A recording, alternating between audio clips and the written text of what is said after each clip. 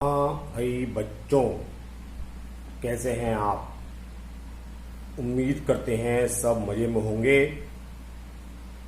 Corona काल में ठीक से रह रहे होंगे और पढ़ाई पर भी ध्यान दे रहे होंगे। आप लोगों को हमने पिछले टर्म पर केचुए का अध्ययन शुरू करवाया था, फाइलम एनेलिडा। ठीक है, बाहरी संरचना उसकी हो गई थी और कुछ लक्षण हो गए थे। अब हम बात करते हैं केचुए की देहवृत्ति के बारे में। तो आपने केचुए को देखा है जमीन पर रेंगते हुए, उसकी जो ऊपरी खाल होती है, बाहरी त्वचा जिसे कहते हैं, उसी को बोलते हैं देहवृत्ति या बॉडी वॉल। तो उसमें होता क्या है कि ये चित्र देख रहे हैं आप, ये वाला, ठीक है, ये चित्र जो है केचुए की अनुप्रस्थ काट, लिखा हुआ टीएस लिखा हुआ है। टीएस मीन्स अनुप्रस्थ काट या ट्रांसवर्स सेक्शन। चारों तरफ आप इसमें देख रहे हैं चार गोले बने हुए हैं।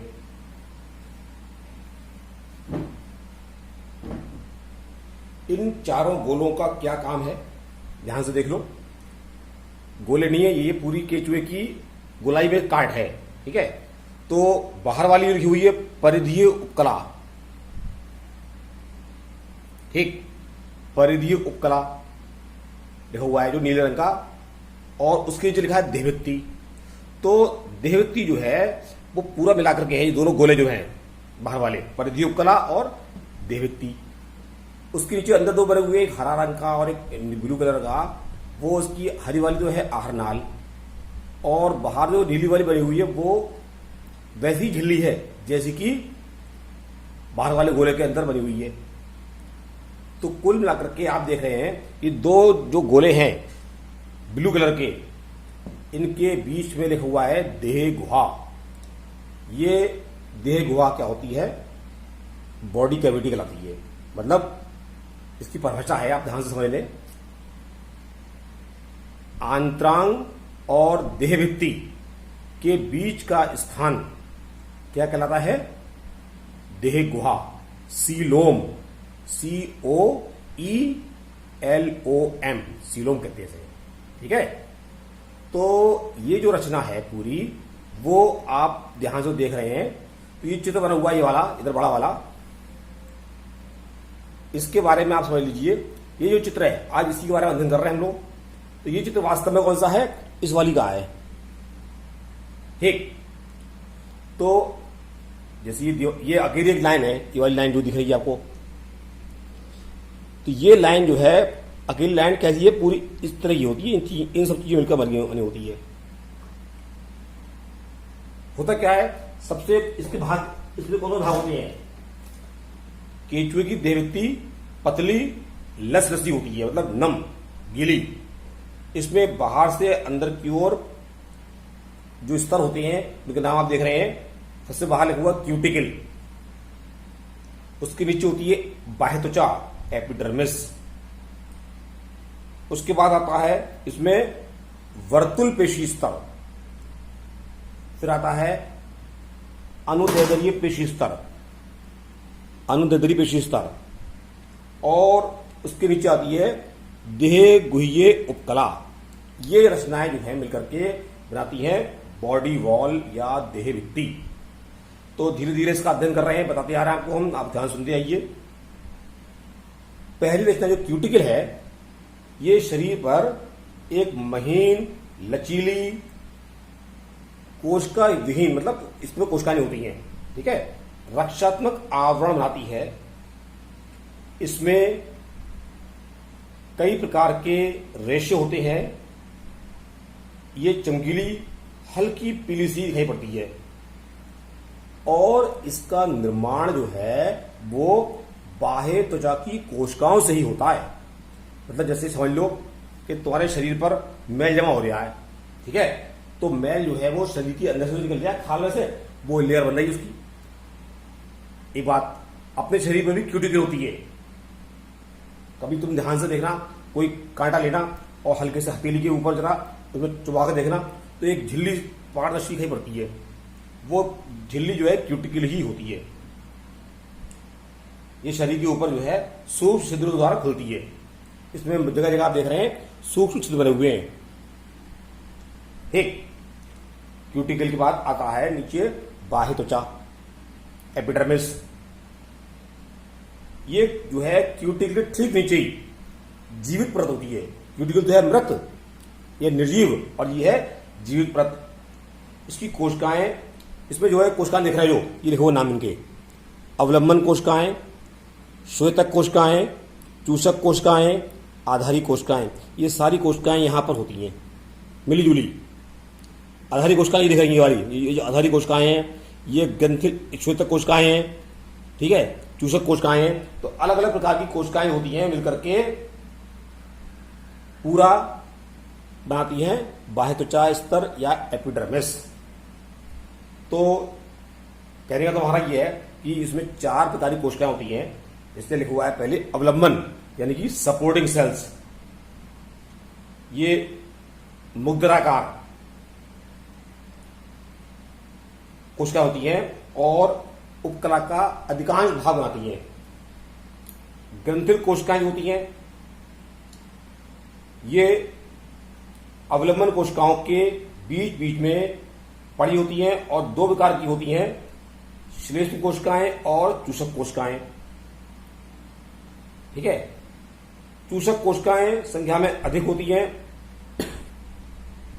मुग्दराकार की होती हैं।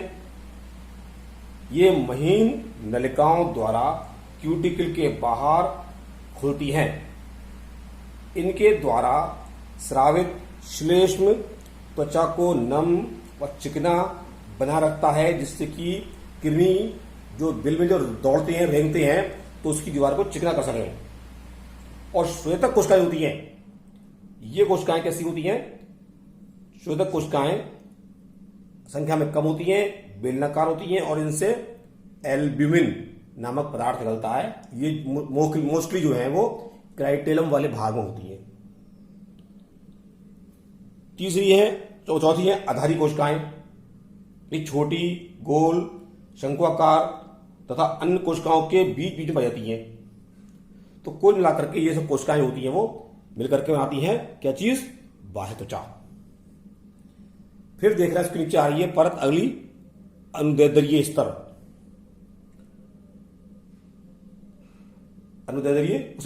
वर्तुल पेशी स्तर। ये वर्तुल पेशी स्तर, ये वाला, ये रेड कलर का जो है, वर्तुल माने गोल, रबर बैंड की तरह। मतलब ये जो है चित्र इसका, वो इतने से का है, यहां से लेकर के यहां तक का, ये हिस्से का चित्र है। तो इस चित्र को अगर आप देख रहे हैं ध्यान से, तो ये यहां से यहां तक का ये चित्र है, ये पूरा। इसमें जो बाह्य त्वचा के ठीक नीचे की ओर पतला स्तर होता है, इसे कहते हैं वर्तुल पेशी स्तर। इनके सिकुड़ने से मोटाई कम होती है। फिर इसके नीचे आती है ये वाली कोशिकाएं, अनुदैर्ध्य पेशी स्तर, लंबी होती हैं ये शरीर के लंबाई के समानांतर दौड़ती है। ये गोल गोल घूमती, लाल वाली गोल गोल, और ये वाली लंबी लंबी होती है। मुख अगर सिर छोर से पश्च छोर की ओर दौड़ती है। ये वर्तुल पेशी स्तर से लगभग दुगनी मोटी, त्वचा में धसी सीटी के कारण इनके जो पेशी तंतु होते हैं वो कंटिन्यूअस नहीं होते हैं, अविच्छिन्न होते हैं, और ये जगह जगह टुकड़ों में होते हैं। ये बंडलों में होते हैं। बंडलों में देख रहे हो, ये बंडल में है, ये बंडल है। ये 1 2 3 4 से बंडल बने हुए हैं समूह में। ठीक, इसके नीचे होती है देहगुही उपकला। ये वाली जो है, ये वाली देहगुही उपकला, सॉरी ये वाली है, ये देहगुही उपकला है, जो ये वाली ये होती है। तो देहगुही उपकला जो होती है, ये अनुलंब पेशी स्तर के ठीक नीचे होती है, और देहगुही उपकला का बाहर की ओर वाला भाग बनाती है। ये चपटी मध्यजनक कोशिकाओं के इकहरी झिल्लियों में स्तर से बनी होती है।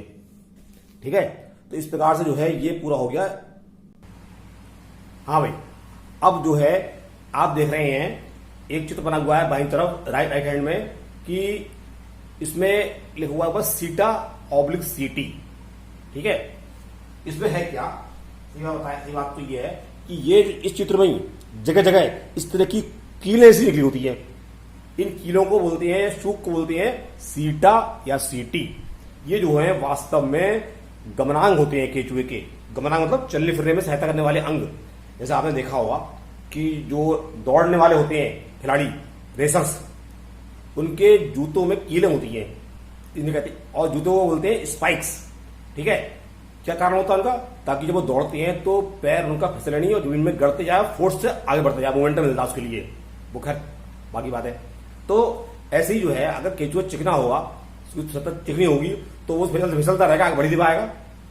तो मिट्टी में ये कांटे जो होते हैं, चूक जिसे कहते हैं, सीटी जिसे कहते हैं, वो गड़ते आते हैं और इनके गड़ने से क्या होता है, ये आगे गति करता जाता है।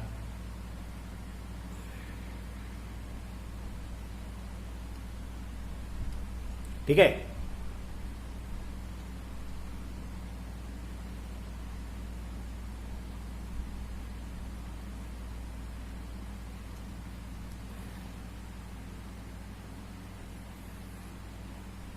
अब होता क्या है कि सीटी जो होते हैं, प्रत्येक सीटी एक वचन और सीटा एक वचन और सीटी बहुवचन है।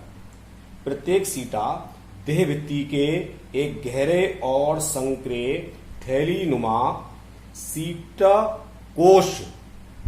कोश में स्थित होता है। ये कोश बाह्य त्वचा के अंदर की ओर पेशी स्तरों तक धसे होते हैं। ये प्रत्येक कोश का भीतरी छोर बंद होता है और खुला होता है तथा एक बड़ी सी आकारिकी कोशिका, मतलब निर्माण करने वाली कोशिका जो होती है, वो इसका निर्माण करती है। सीटा जो होता है, सीटा का निर्माण, सीटा जो है अब देख रहे हैं एस जैसी होती है, इसकी आकृति कुछ कैसी है, एस की तरह, हल्का सा एस मालूम पड़ रहा है। ये देखो, ये घूम गया, इधर ये घूम गया। तो ये भी देखो ध्यान से, इसका लगभग जो लंबाई है वो बीच में फूली हुई है।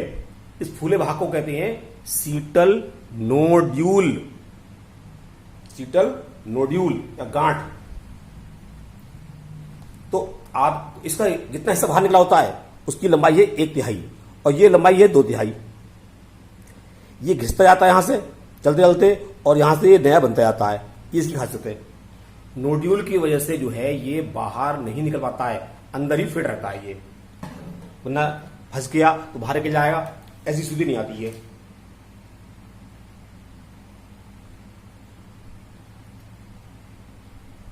ठीक है, सीटा को बाहर और अंदर करने के लिए जो है कुछ विशेष प्रकार की पेशियां होती हैं, जो उसको, जिन्हें कहते हैं आकुंचक पेशियां और अपकुंचक पेशियां, जो चित्र में आप नहीं देख पा रहे हैं, लेकिन ये जो है वो उसको जोड़े होती हैं, लाल वाली पेशियों से ही जुड़ी होती हैं। ये जिन्हें कहते हैं वर्तुल पेशियां।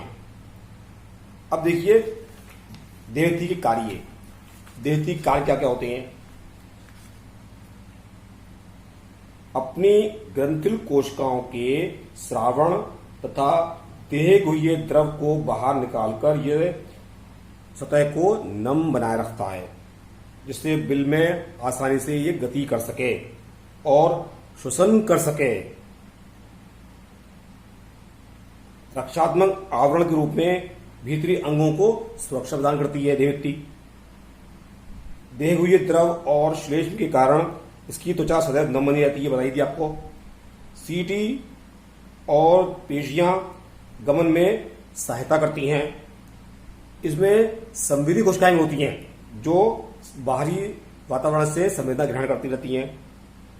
देह गुह्य द्रव और श्लेष्म त्वचा और भीतरी अंगों को हानिकारक बैक्टीरिया से भी बचाने का काम करती हैं। तो ये इसकी हो गई देहभित्ति। आप देख ले अच्छी तरह, फिर कराएंगे इसके बाद इसका